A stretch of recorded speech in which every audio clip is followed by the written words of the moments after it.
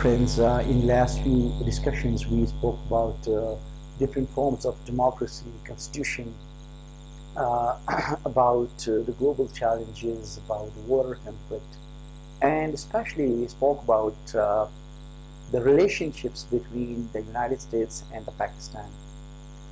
We spoke about different era in the relationships between the two states, in the state of Pakistan and the United States of America, since the birth of Pakistan in 1947 and um, till today. And we discussed different time periods of different heads of the states in the United States and heads of the states in Pakistan and their relationships. Sometimes relationships were very cool, they were very close to each other. Sometimes they had reservations. But overall, the relationships between Pakistan and the United States were most of the time they were very friendly relationships. And we hope in the next um, incoming few years and in few new decades, Pakistan and the United States will be having good relationships. Pakistan aims to have good relationships on mutual respect basis with India, with United States, with Iran, with Saudi Arabia, with Afghanistan, with China, with Japan, with Germany, France, Italy, Australia, and other developed, underdeveloped, and developing nations in the world. The Pakistan's armed forces, they have a very unique role in establishing um, better foreign relations and our democratic governments as well. But the key role is played by the Pakistan's armed forces and the intelligence community. And I would send this message to the people and the government of the United States that the Pakistan's armed forces and the government of the United States, either Republican or Democrat or the Democrats, um, they most of the time talk with the armed forces of Pakistan and the intelligence community in Pakistan for any issue related to the geopolitical situation in South Asia and for war against terrorism, peace and conflicts resolution, and about various international issues. So, on top of that, the democratic governments, the civilian governments, they also play a role in for the normalization of relationships between the United States and Pakistan. But again, uh, the role of the armed forces of Pakistan cannot be ignored. It is not about ignoring or giving consideration to a particular part. Either it is a civilian government or the armed forces supported government. They both are governments of Pakistan. So we can't deal with them separately. So the armed forces of Pakistan and the civilian politicians, they have to be on the same page for the interests of the country and for the global interests and in the interest of the developed nations, developing nations and underdeveloped nations, and for the peace and security of the region. In this global world, we cannot live without our neighbors. So we have to have better relations, just like Canada and the United States have very nice relationships with each other. And Pakistan and India, Pakistan and Iran, Pakistan and Afghanistan, Pakistan and China, Pakistan and the Central Asian states, um, they have to be on the same page for the peace. And the developed nations, I hope, they will always support peace and security in the region. Today, we will talk more about inclusive democracy, political politics, and cosmopolitan and non-government sort of democracies. Um, but before we start our discussion, as usually in every discussion, we talk about the main target of the discussion, and main purpose of the discussion is to help the helpless, poor, sick people of Pakistan, those who can't afford food, medicine, shelter, those who don't have job, those who don't have money for surgery, for the hospital, those who are labor class, who are below the poverty line, and especially those kids who are working before the age of 16, and especially for the girls and women, those who are not allowed to go to school or college, especially for the women who face domestic violence at home, who are beaten by husbands or brothers or fathers, for those girls who are not allowed to go to school, and for those girls who are pressurized to marry a person in an old age, the younger girls, I mean. So I'm requesting all the global community and the educated elite class in Pakistan and abroad, or the non-resident Pakistanis, to please stand up and come for assistance. We're not asking for any financial assistance. If you want to, that's fine. But we're asking for a moral support. We need your words. We need your say for this mission, for this campaign for the helpless, poor, and the ignored people of Pakistan. We have sacrificed more than 50,000 precious lives for war against terrorism, including our soldiers from the armed forces of Pakistan. So this is a very important mission and a campaign that is having a network of volunteers in thousands in Pakistan and abroad as well. Those Pakistanis who were not born in Pakistan, but they have their parents from Pakistan, or they have their origin from Pakistan, they are also writing us, they are also sending us messages and emails to assist us. And there is a good response from the females, from the girls as compared to boys. So I'm requesting boys to come up as well. We are arranging events in different parts of Pakistan, in the cities and towns and villages, to give awareness about their rights, about a real democracy. And in our lectures, in our discussions, we usually talk about real essence of democracy. We tell them about the document that is called Constitution, and the rights of the ordinary Pakistanis. What are the rights of ordinary Pakistanis in the Constitution? We are requesting the national and the local and the regional politicians in Pakistan, the future politicians and the old politicians and the present politicians, those either they are in the government, either they are in the parliament or outside parliament. We are requesting the civil society, the judiciary, the media, both print and electronic media, and the law enforcement agencies and the retired persons to come forward and help the needy people. So today we will talk a bit about inclusive democracy. Inclusive democracy is a political theory and political project that aims for direct democracy in all fields of social life. Political democracy in the form of face-to-face assemblies, which are confederated economic, which are confederated, right? So economic democracy in a stateless, moneyless, and marketless economy. Democracy in the social realm, that is self-management in place of work and education, and ecological democracy, which aims to reintegrates society and nature.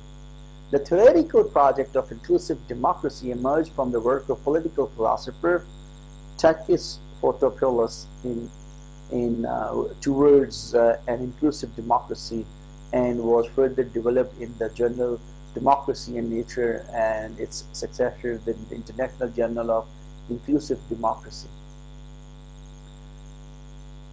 We should talk about the basic unit as well. The basic unit of decision making in an inclusive democracy is the democratic assembly, that is the assembly of demos, the citizen body in a given geographical area, which may encompass a town and a surrounding villages, or even neighborhoods for large cities.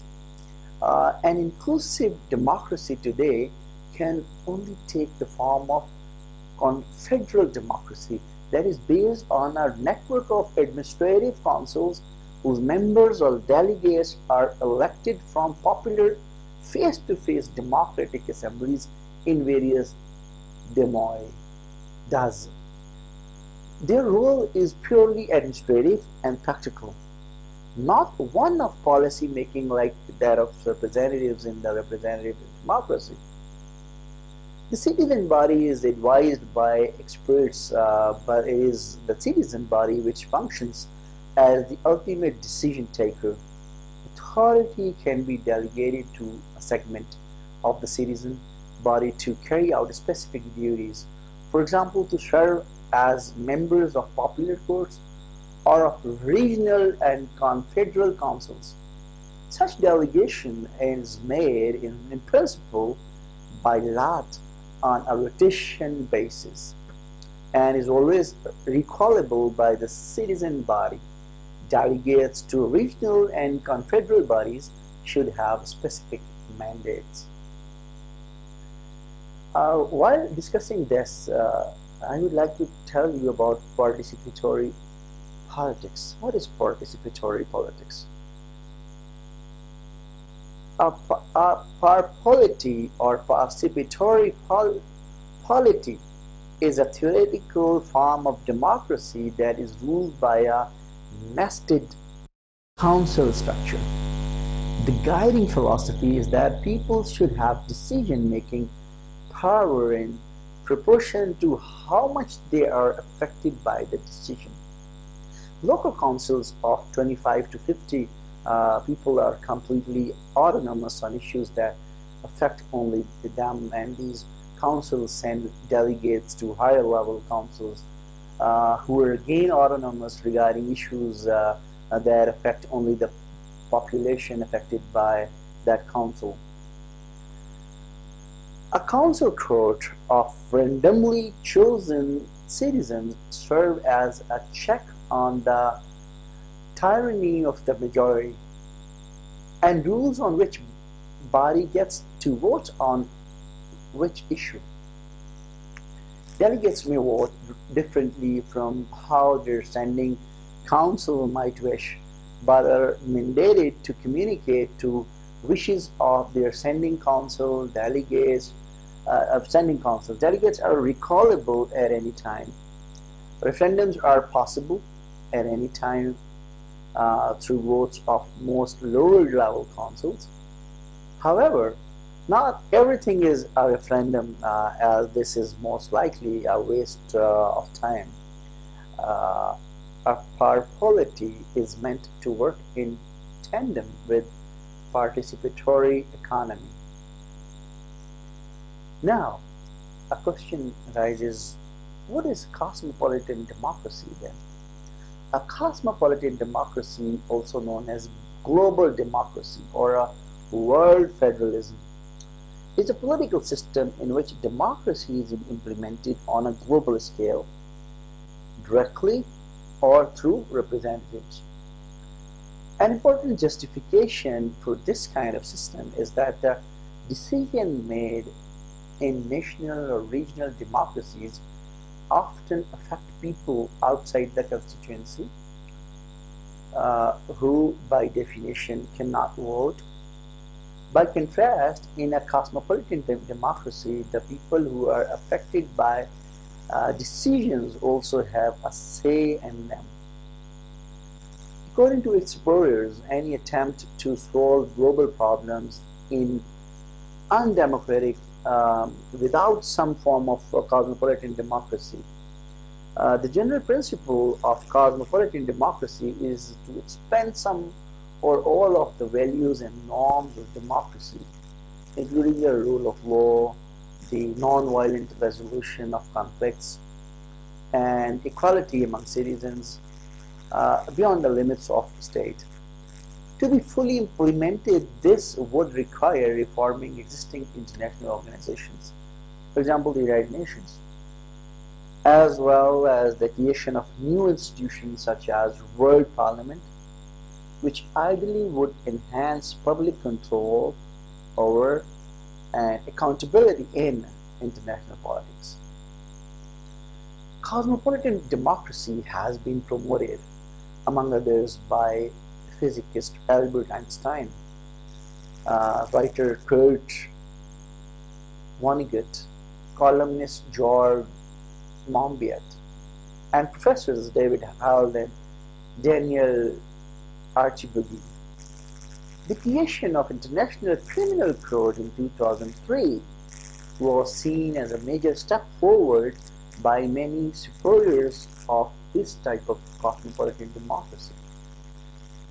So what is non-governmental elements then? Aside from public sphere, similar democratic principles and mechanisms of voting and representation have been used to govern other kinds of groups. Many non-government organizations, NGOs, decide policy and leadership by voting. Most trade unions and cooperatives are governed by democratic elections. Corporations are controlled by shareholders on principle of one share, one vote. So what is the theory? We have to talk about the theory and the history. If we talk about at that time of Aristotle, so we should talk about Aristotle, that Aristotle contrasted rule by many, democracy or polity, with rule by few, oligarchy, aristocracy, and with rule by a single person, that is a tyranny, or today autocracy or monarchy.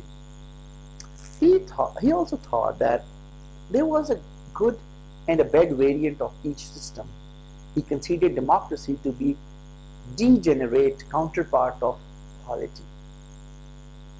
For Aristotle, the underlying principle of democracy is freedom.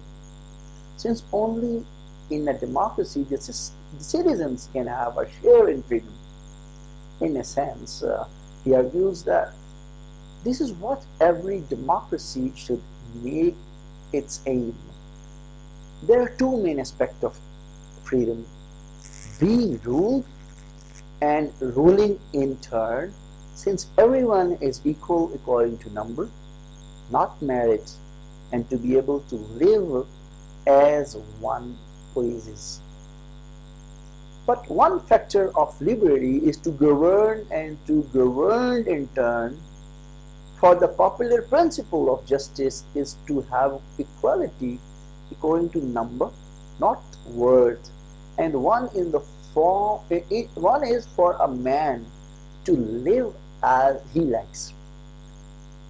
For they say that this is the function of liberty. So, if we talk about this, then what is the rationale then? What is rationale? Among modern political theorists, there are three contending conceptions of fundamental rationale for democracy: aggregative democracy, deliberative democracy, and radical democracy. So what is aggregative democracy? When we talk about aggregative democracy, the theories of aggregative democracy claims that the aim of the democratic process is to solicit citizens' preferences and aggregate them together to determine what social policies society should adopt. Therefore, proponents of the view hold that democratic participation should primarily focus on voting, where the policy with the most votes gets implemented. Different variants of aggregative democracy exist. Under minimalism, democracy is a system of government in which citizens have given teams of political leaders the right to rule in periodic elections.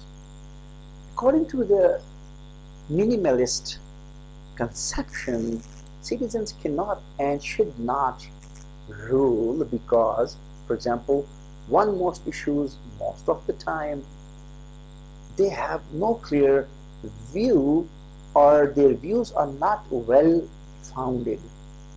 Joseph Schumpeter articulated this view most famously in his book Capitalism, Socialism and Democracy. Contemporary proponents of minimalism include William H. Ricker, Adam Przeworski, Richard Posner. According to the theory of direct democracy, on the other hand, citizens should vote directly, not through their representatives, not legislative proposals.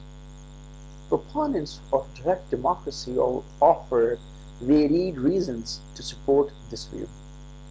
Political activity can be valuable in itself. It socializes and educates citizens, and popular participation can check powerful elites.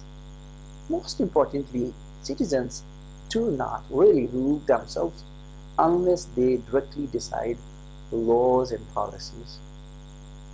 Government will tend to produce laws and policies that are close to the views of the median voter, with half to their left and the other half to their right.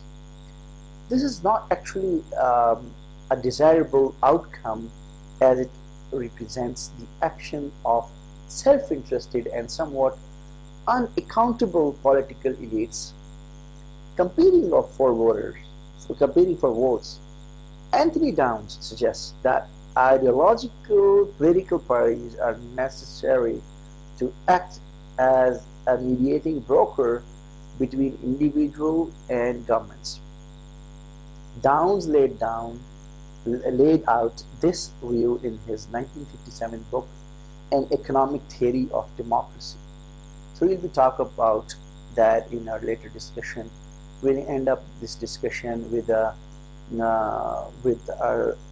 theme message, with the main message for this discussion, that is to help the needy, helpless, poor, sick people of Pakistan, those who do not have money for food, those who do not have money for medicines, those who don't have shelter, those who are helpless, those who suffered a lot during war and terrorism, those people like their brothers were killed, their sisters were killed, parents were killed, kids were killed in the war on terrorism, war against terrorism, and especially the soldiers, the armed soldiers of the Pakistan's armed forces, they sacrificed their lives.